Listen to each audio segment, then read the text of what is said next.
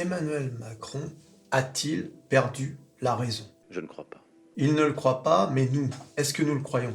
Il y a eu cette réunion avec les chefs de parti et ils ont tous déclaré qu'ils sont sortis de cette réunion plus inquiets qu'ils ne l'étaient avant d'y être allés. À tous. Hein. De la LFI au Rassemblement National.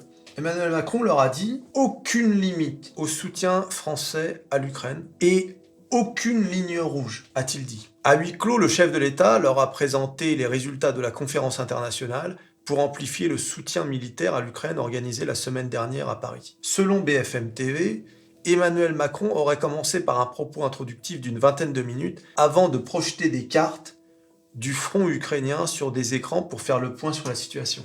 Donc maintenant, Macron, on l'imagine avec la baguette, tu sais, voilà les troupes. Donc nous avons avancé. Tiens, il projette, on imagine les chefs de parti. Ah oui, c'est impressionnant,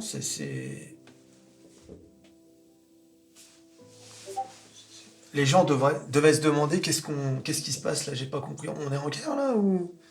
L'autre, il montre les fronts, évoquant un besoin de sursaut. Ah, j'aurais pensé qu'effectivement, il y a besoin d'un sursaut en France, sur tellement de sujets.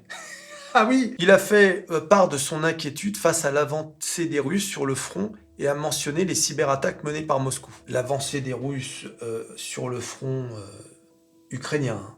Oui, parce que là, comme je te lis l'article, on pourrait penser que les Russes sont en Alsace et que le front est voilà, et à peu près à la frontière, on est à 150 km de Paris, et voilà, on est en train... Non, on est en Ukraine, là. On est à l'est en plus de l'Ukraine. En revanche, alors, il a mentionné les cyberattaques menées par Moscou. Alors si c'est vrai, s'il y a des cyberattaques, là effectivement, il faut être sans pitié avec Moscou. Il faut créer une cellule anti-cyberattaque de malades et contrer. Ah, on va quand même pas se laisser faire. Ça, c'est normal. Là-dessus, ah bah oui, si t'attaques la France, faut qu'on se défende quand même, d'accord? On va pas se laisser faire. Après cette présentation, le président a échangé avec les chefs de parti, quelques jours avant que la stratégie française ne soit l'objet d'un débat, suivi d'un vote au Parlement mardi 12 mars. Hein, donc on va suivre ça de près, hein, voilà. Alors Emmanuel Macron a prévu de se rendre en Ukraine à la mi-mars. Alors qu'est-ce qu'il va y faire? J'en sais rien. Écoutez, cette façon de parler d'Emmanuel Macron, je sais pas vous, mais j'ai toujours l'impression qu'il fait du cinéma. Qu'il s'écoute parler, il se dit, tu vois, prendre une voix très posée, très réfléchie. C'est insupportable, écoutez. Nous devons tous être conscients que cette guerre nous touche. Et on n'a jamais envie de voir les choses telles qu'elles sont.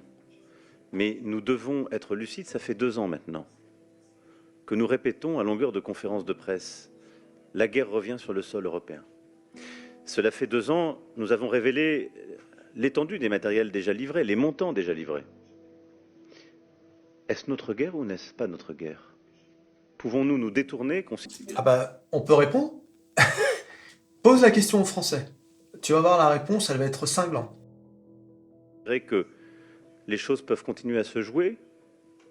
Je ne crois pas. Je ne crois pas. Je ne crois pas. Je t'ai dit, c'est du théâtre. Hein. Je ne crois pas. Êtes-vous abonné à cette chaîne? MetaTime? Je ne crois pas. Alors qu'est-ce que t'attends? Eh oui les amis! C'est un sursaut stratégique auquel j'ai appelé et que j'assume pleinement. Il nous faut être lucides sur la réalité de la situation qui se joue en Europe, les risques qui sont à l'œuvre et ce que nous... Les risques qui sont à l'œuvre. Bon. C'est marrant parce que je l'aimais bien avant lui. Je le supporte plus aujourd'hui. Mais bon, il s'est passé tellement de choses entre-temps. Tu sais pourquoi il dit que j'assume? Ça me fait penser à qu'il vienne me chercher, tu sais. Parce qu'il sait très bien que tout son blabla ne sera suivi par personne et qu'au final, il va rien se passer. Qu'est-ce qu'il va faire? Il va envoyer une bombe sur Moscou, tu vois?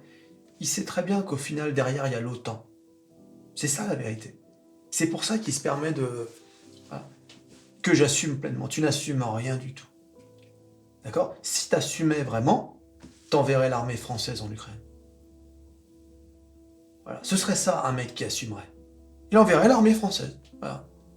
Pire, il dirait, comme il a dit c'est la nôtre.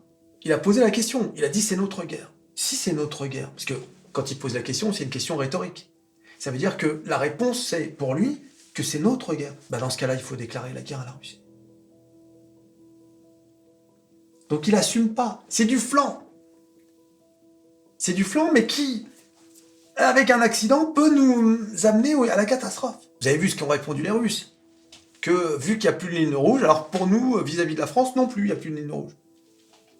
Ah mince. Ah parce qu'en plus, ils répondent à nos provocations. Nous devons assumer. Je suis convaincu que, justement, la clarté assumée de ces propos est ce dont l'Europe avait besoin. Mais allez plutôt demander au président Poutine ce qu'il est prêt à ne pas faire. Qui a lancé la guerre en Ukraine? Vladimir Poutine. Qui menace, quoi que nous fassions, quoi que nous disions, avec l'arme nucléaire? Le président Poutine. Tournez-vous tous vers lui pour savoir, lui, quelles sont ses limites stratégiques. Mais si chaque jour, nous expliquons quelles sont nos limites, face à quelqu'un qui n'en a aucune et a lancé cette guerre, je peux déjà vous dire que l'esprit de défaite est là qui rôde. Pas chez nous. Pas chez nous, d'accord, hein? Voilà, pas chez nous. Avec un nuage de lait, s'il vous plaît. Voilà. Pas chez nous. Pas chez nous. D'accord? Voilà. Sans sucre, sans sucre.